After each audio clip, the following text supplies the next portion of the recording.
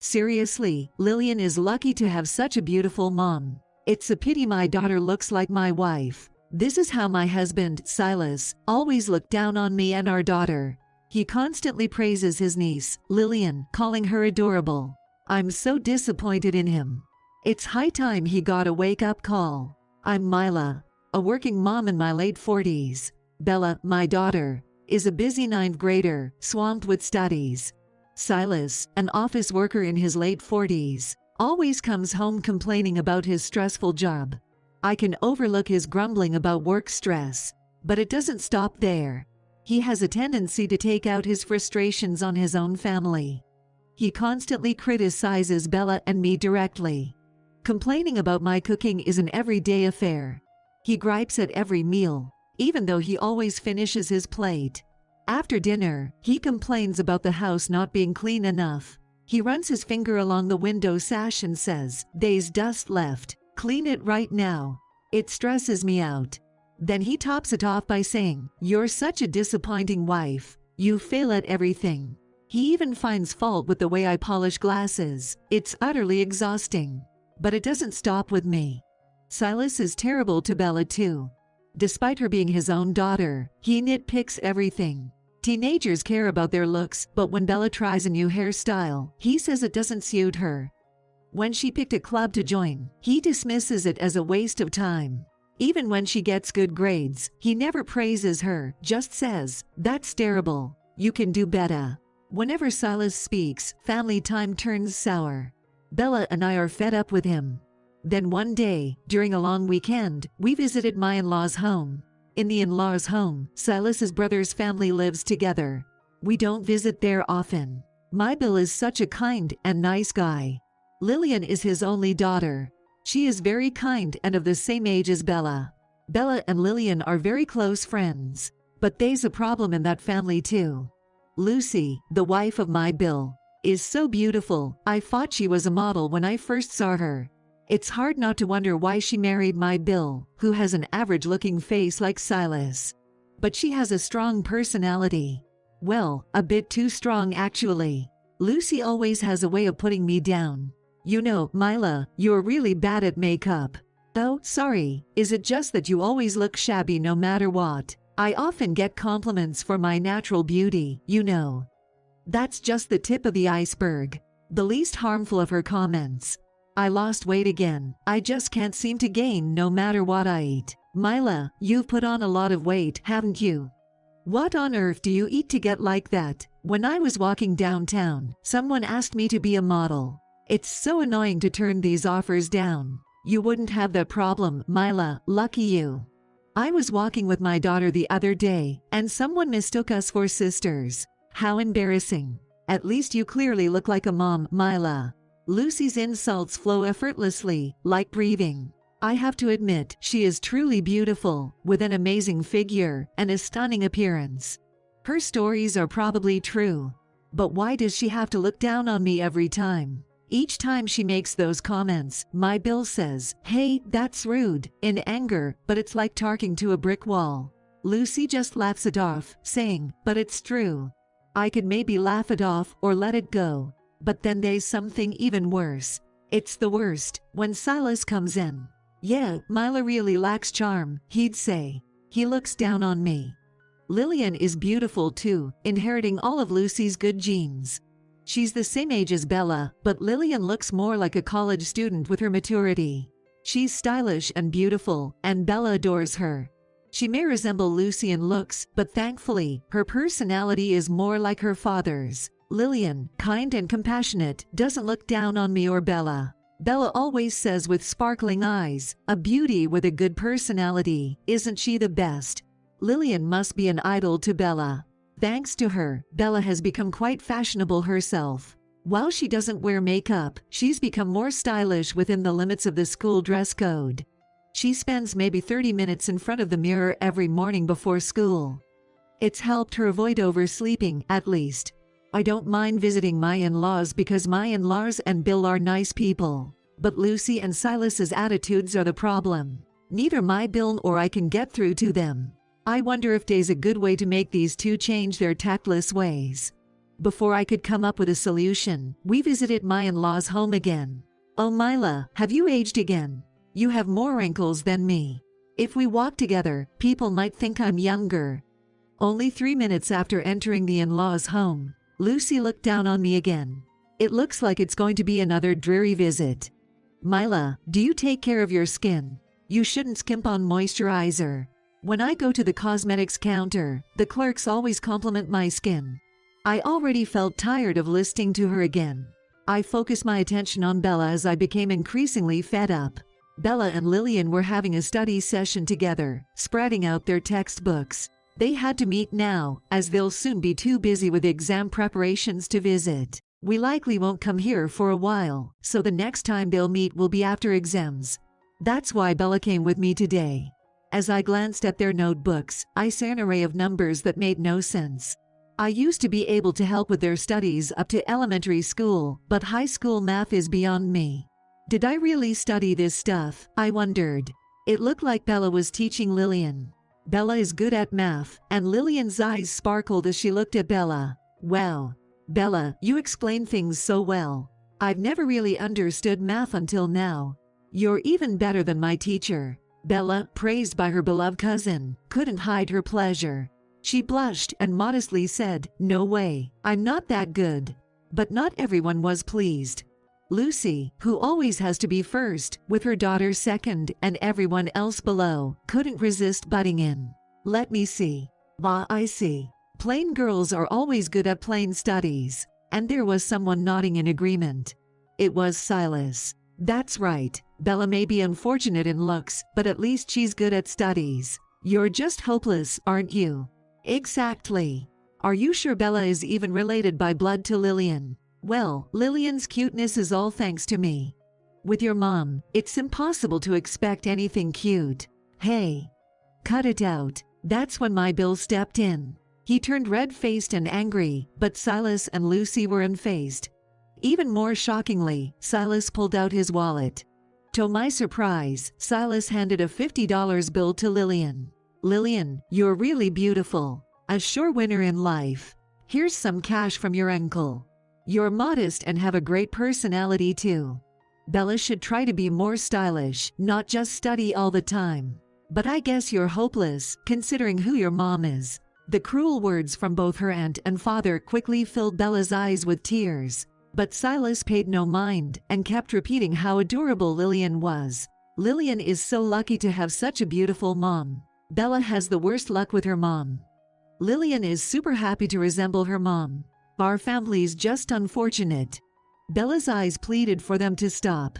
Bella sent a silent SOS, her tearful eyes, unable to voice her feelings. But Silas continued to ignore her and, along with Lucy, kept praising Lillian and belittling Bella. "Enough is enough," I shouted, louder than I expected, unable to bear Bella's tears anymore. I silently took Bella's hand and left the house in anger. I was so furious. I'll never forgive him. Usually, we would stay overnight at the in-laws' home, but I decided not to stay overnight after such an incident. Soon after returning home, I received continuous calls from my Mill and Bill. My Mill and Bill kept apologizing profusely, but they weren't to blame. Although it was difficult for my in-laws to speak directly to Lucy, they did say something to Silas. He must have been lectured by his parents. But he was still acting nonchalant. Lucy's behavior was infuriating too, but that's for my Bill to deal with. But Silas is a different story. He didn't follow us home. Instead, he stayed the night at the in-laws' home. Bella and I talked it over and made a decision. The night after the incident at the in-laws' home, Silas finally came back. "I'm back," Silas said nonchalantly as he entered the house. I didn't welcome him. I just remained silent. As expected, he was still in a light mood. He peeked into the living room and asked, "Is Bella in her room?" "Bella isn't here," I answered. Silas checked the clock and frowned. "She's not back yet. It's already 10 p.m. Even if she is studying at her friend's house, that's too late." Silas's words prompted me to heave an exaggerated sigh, stand up from the sofa. As I walked to the fridge, I casually mentioned, "She's not here anymore." "What?" Silas looked puzzled, tilting his head. As I opened a can of beer, I kept Silas in my peripheral vision. The sound of opening the can echoed in the room. What do you mean she's not here? Did she go to a friend's place to stay over? That's exactly what it means. She's not in this house anymore. Huh? What does it mean? I don't get it. She said she didn't need a father like you and left. What? Where did she go? How would I know? I replied indifferently. How can you be so calm? Aren't you her mother? As you told me, I'm a disappointing mother. It was just a joke. Who would take it seriously? A joke. I couldn't contain my anger and slammed the can into the sink, making a loud thud. I glared at Silas. A joke is something everyone finds funny. What? Why are you so serious? Your jokes aren't funny at all. Only you and Lucy were laughing. No one else was. How can you call that a joke? That's because you guys are too uptight. How can you call making your own daughter cry a joke? I mean, I thought it might motivate her. There's no kid like that in this world. But, enough with your but. Bella has had enough of what you've done. So, is she abandoning me? That's why she left. Oh my God. I wondered if he truly didn't understand the gravity of what he had done until now. Such a pathetic sight. His face turned pale as he grasped my arm. I coldly brushed off his refusal. What should I do? That's not my problem. Do you think she'll forgive me if I apologize? Years of what you've done to her have piled up. It's not going to be that easy. He must have realized the truth in my words. He was at a loss for words. I'll go look for her, he exclaimed and ran out. At least he's concerned when his daughter is gone, despite all the times he said we were disappointing. But it's too late now. I watch him leave and then grab my bag. The amount of luggage made it seem like I was going on a trip. I had already sent most of my things earlier by courier, though. I kept only the essentials with me, but it was still quite a lot. I hefted my bag and left the house, making sure Silas was nowhere in sight, then headed to the main street to catch a taxi. My destination was clear. What the heck? Why is all your stuff gone? That was the first thing Silas said on the call. Even from a distance, his loud voice on the phone was painful to hear. Ignoring his shouting, I brought the phone back to my ear and replied, obviously, because I moved it out. Moved out? Where to? His voice was so loud again that I had to pull the phone away. Tired of it, I decided to switch to speakerphone. Setting the phone on the table, I took a sip of my coffee before responding. I don't think I need to tell you where. Anyway, I'm leaving too. You'll just have to get by on your own. What? Are you kidding me? You think you can just do this and get away with it? He yelled. You should be happy, your disappointing wife is gone, I retorted. Ick. You're being really stubborn. I told you, it was just a joke. He's still joking. Just as I was about to raise my voice at his apparent lack of remorse. Dad's jokes aren't funny at all. How can you laugh when you hurt your daughter? Bella shouted at him by my side. Silas was taken aback. Silas called out in panic, Bella, are you there with her? Of course I am. Mom and I are at my grandparents' home, Bella replied. Grandparents? Oh, you mean Mila's parents' home? Yes, exactly. Bella and I were at my parents' house, in the next district over. I got it, I'll come over. Let's start, okay, Silas said before hanging up. I wondered if he was really prepared for this conversation. As I look back, I thought about it. About 10 minutes later, Silas arrived by car. And he was speechless. Why is everyone here? His surprise was understandable. At my parents' home were not only my parents but also my in-laws, Bill, and even Lucy and Lillian. A gathering like this, outside of weddings or funerals, was almost unheard of. Seeing him speechless, I smiled and pointed to the floor. Sit here. My parents, myself, my Bill, and my in-laws, and Bella and Lillian formed a circle in the middle. Here. Yes, right there. With an undeniable force in my smile, he sat down hesitantly. Lucy, meanwhile, was sitting outside the circle, all by herself. Well, then, do you have anything to say? I did nothing wrong. Is this the mouth that makes jokes? I pulled his cheek tightly, eliciting a cry of pain. Rubbing his reddened cheek, he said, Because it was just a joke. So this is the mouth that makes jokes, huh? Ouch. I lost my temper at Silas's foolish behavior and took charge. My parents joined the conversation. Silas, what do you think a family is?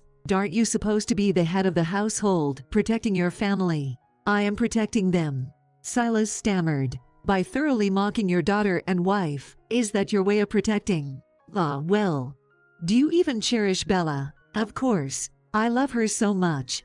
Is constantly criticizing her and comparing her to others, calling her disappointing, your way of showing overflowing love. Gah. Silas was speechless under my father's glare. That's when my in-laws chimed in. What a foolish son. What? Silas was shocked by his parents' harsh words. My in-laws didn't hold back their words. We must have gone wrong somewhere in raising you. How did you turn out this way? But our eldest son turned out just fine. It must be his own rotten nature. Indeed, he's always had a tendency to look down on others. We've lectured him countless times, but he never listens. Such a disappointing son. What? That's going too far. You've been calling your own wife and daughter that.